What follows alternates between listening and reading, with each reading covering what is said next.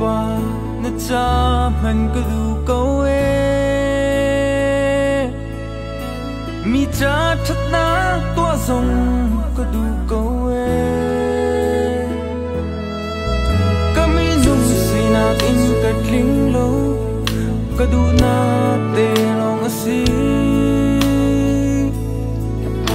chill cha tua a swal chin mi ka si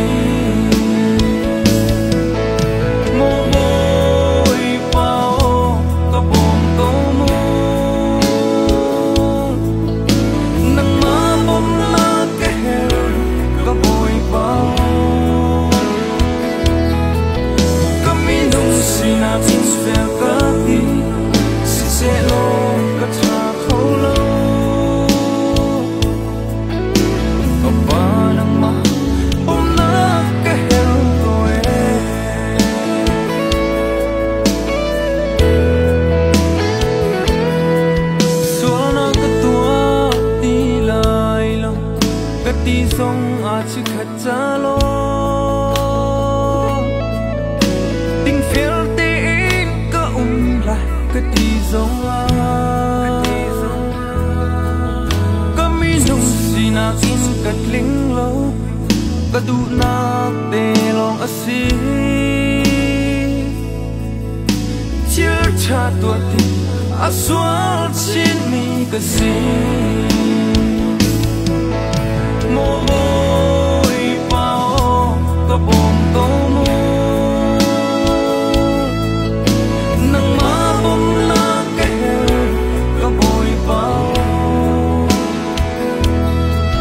có mi nung si a tin swear cả đi si sẽ lo cả cha khâu lâu có ba nắng má bom lá cái rồi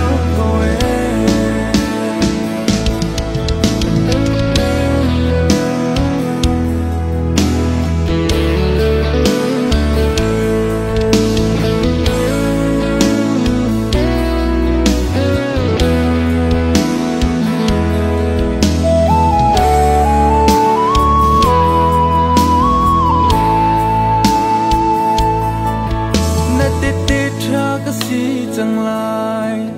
cất đi giống à cất linh khrim lâu na lung long téo tu si giống cất tu câu e có mi giống si na in cất linh lâu cất tu na te long asi chill cha tu